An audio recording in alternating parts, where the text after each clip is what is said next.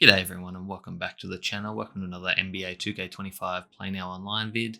This episode we're going to be using the San Antonio Spurs as we're slowly making our way through all the 30 teams in the NBA and just going on talking about my thoughts for them on the upcoming season or how they're doing.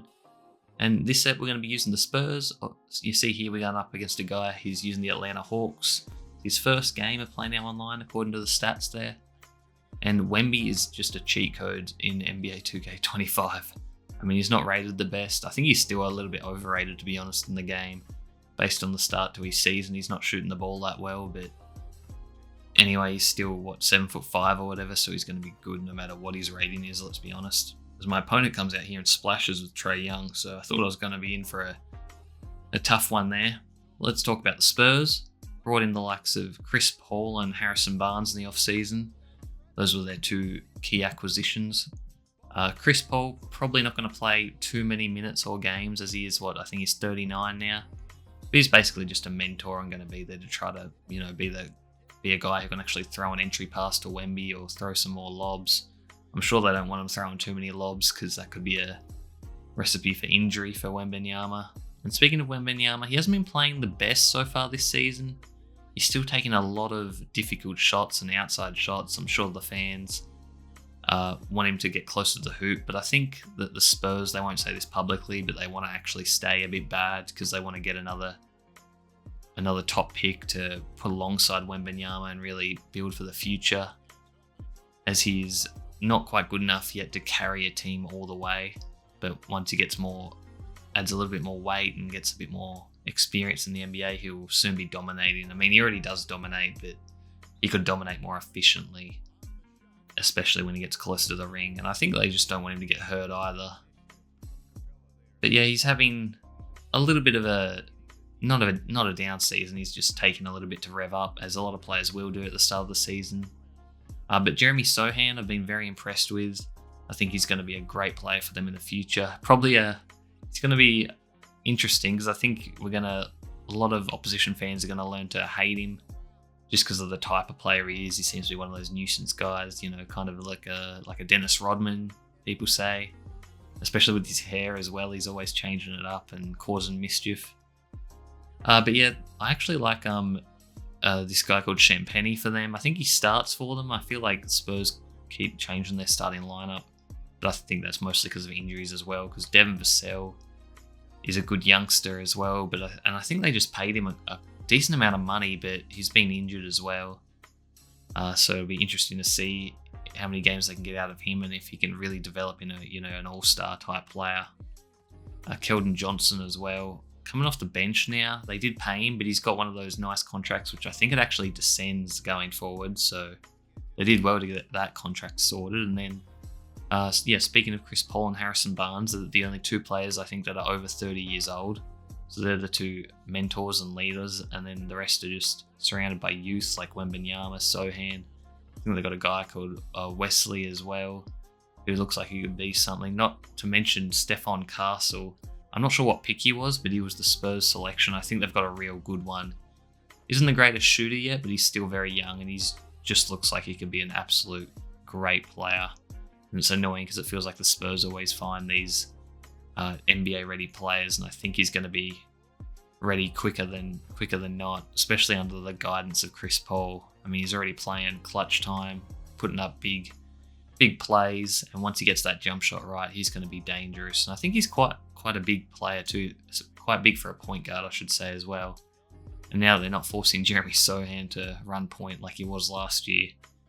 I think they've got a much more balanced lineup and balanced offense.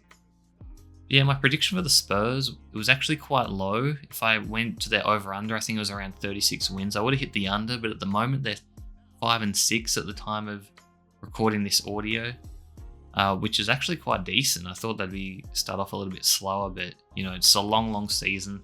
And if I had to predict from the start of the season, I'd probably say like 32-50.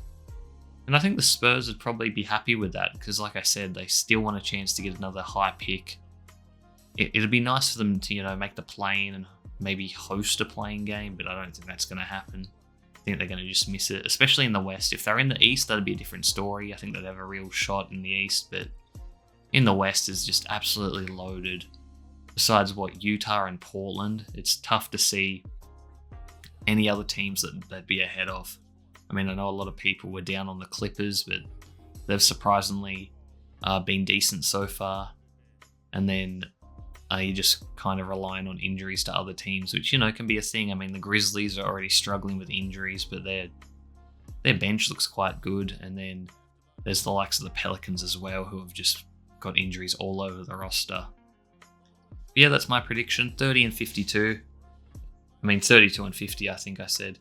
But let's see if Wembanyama gets that Defensive Player of the Year. He was the overwhelming favourite at the start of this year, which was insane how much he was favoured too, because if he misses just a few weeks, that could get rid of his eligibility and then he won't be winning the award. But I don't blame it. I mean, he probably should be the favourite, just the type of favourite he was ridiculous. As you see, Trae Young there gets the buzzer beater. And speaking of Trae Young, there are a lot of rumours that he was going to get traded. I think it kind of died down a bit once they did trade DeJounte Murray, because I feel like they had to try to make a decision out of those two.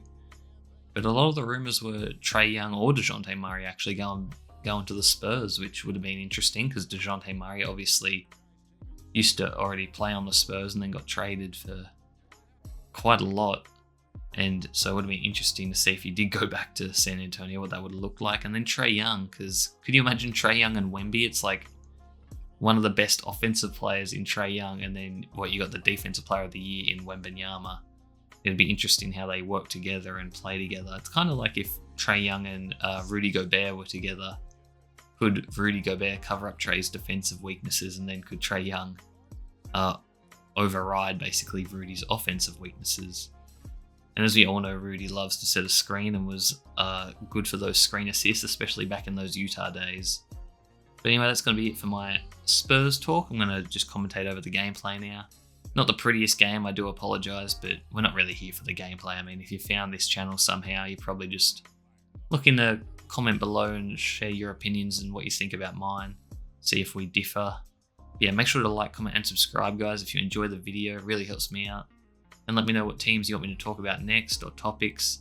I've still got quite a lot of teams to get through, but I don't have gameplay of them all yet, just because, some games the opponents quit straight away, or it's just an error code. And then if I get a quick win with a team and there's no gameplay, then I can't use them again for another 5 games, which is kind of ridiculous. I wish 2K had fixed that. But I'm gonna eventually unlock the classic teams, so maybe I'll use them as well. But anyway, we're getting into the second quarter now. 8-point lead. Should get the dub here, but if Trae Young turns it on, he can easily erase that deficit. But yeah, Spurs, as I said, 5 and 6 at the time of this video. I think they've got a decent roster and a good looking roster for the future as well, especially if all the young players develop and keep going up and fulfilling their potential. But another story that just came out was Greg Popovich facing some health concerns, I think, so he had to step away from coaching for a little bit. So hopefully we don't lose him anytime soon, because he's a legend of the game, and it's going to be very interesting to see who gets the coaching job if Popovich cannot come back. Will they just have a interim coach for the rest of the season, or will they hire someone soon so that they can, get their footing around the team, or will they just have an interim for the rest of the year and then hire someone if Popovich can't come back? Yeah, a lot of questions still yet to be answered, and it's just going to be fun just watching Wemby, just see what he does. I mean, there's already been some unreal highlights. I think he just had a game against the Kings, where he went 6 of 12 from 3, because he loves shooting threes still. I mean, every player just wants to be Kevin Durant, let's be real. Kevin Durant crosses Steph Curry, because Wemby's threes are at least a step or two behind the line, so he's way too deep, and the defenses just have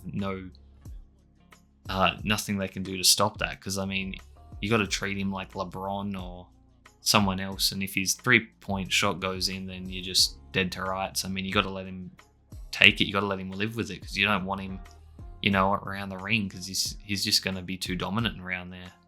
And so once those threes fall, it's going to look beautiful, but when they're not, it can look a little ugly, and you just ask yourself, why is he standing out on the logo? He should be in the ring, under the ring. He should be posting up, that sort of thing. But that's for the Spurs to decide and for Wemby to decide, because he can look nice and take these nice jump shots, but I'm not sure if that's going to be winning basketball.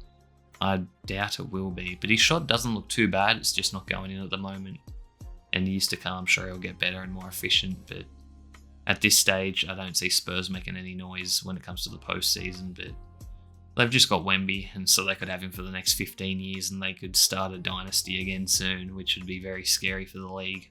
But yeah, that's going to be it for me, guys. You'll see here at the half, or just before the half, I'm going to cut the gameplay, and you'll see what the end result was, because I think this guy did quit, but it was later on, so I didn't want to include the rest of the boring gameplay, because it was kind of over in the third quarter, so you're only really going to see the first half of this one. But yeah, as I said before, guys, make sure to like, comment, and subscribe. It really helps me out, and I'll see you in the next one. Peace.